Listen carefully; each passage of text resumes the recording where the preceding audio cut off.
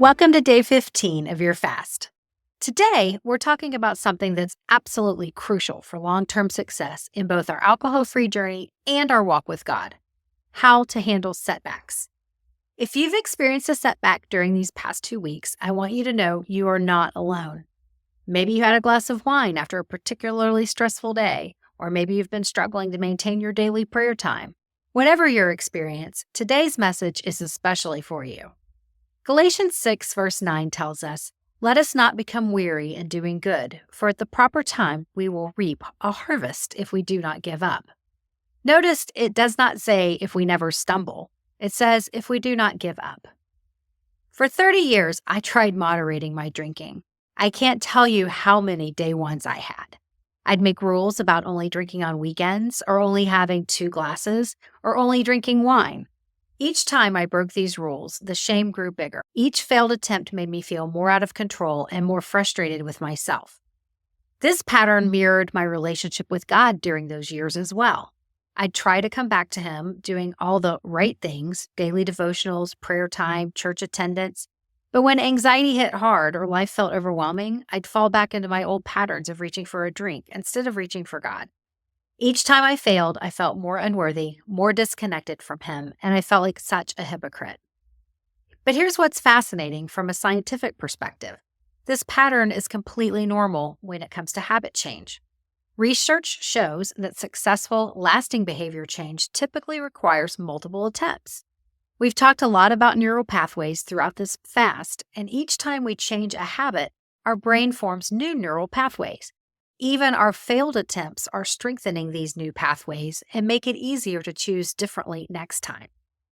I recently read something in Demi Lee Thibault's book, A Crown That Lasts, that perfectly captures what we're talking about today. She explains that every step back is actually a setup for a step up. What really struck me was her insight that a comeback isn't a one-time event. It's a choice to come back again and again that truly displays character and faith. This mirrors my own experience perfectly. God never kept count of my failed attempts. Every single time I tried to come back to Him was precious in His sight. Every time I failed and tried again brought joy to His heart, not because of the failure, but because His daughter was still trying. Demi Lee offers 3 practical steps for creating a mindset that helps overcome fear and doubt. And these steps align beautifully with both our faith journey and the science of habit change. First, we need to reframe our identity. Our beliefs about ourselves, whether as someone who needs alcohol to relax or as someone who's failed too many times to come back to God, these beliefs make up our identity and influence our mindset.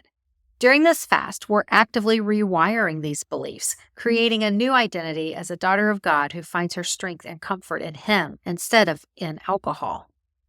Second, we must let go so that we can move forward. Letting go means releasing not just the alcohol, but also the shame, the guilt, and the old stories we've told about ourselves. Think about Peter, who had to let go of his denial of Jesus, or David, who had to release his guilt to move forward in his relationship with God. Only by letting go can we truly accomplish our goals. Third, and most importantly, we must trust that God's got this. This means replacing our fear and doubt, our what-ifs about life without alcohol, our worries about failing again. We replace those with faith that God has a perfect plan for our lives. As I've said before, this journey isn't about perfection. It's about progress. It's about continuing to turn back to God again and again until one day we realize He's become our first response instead of our last resort. So when you experience a setback, notice I said when, not if, here's what you can do. First, respond with self-compassion instead of shame. Second, examine what led to the setback and what you can learn from it. Third, turn immediately back to God in prayer. This is what we talked about yesterday with the practice of lament. Fourth, reach out to your support system. And fifth, remember that this moment does not define your journey. You are not starting over, you are starting from experience. Every attempt, every try, every time you choose to get back up, it matters. Think about it like someone running a long race, like a marathon. If the marathoner falls down at mile 20, does she get back up and go back to the start line and start all over? Absolutely not. She's learned so much about herself throughout those first 20 miles, so she gets up, dusts herself off, and keeps going. It's exactly the same way when you have a setback in your alcohol free journey.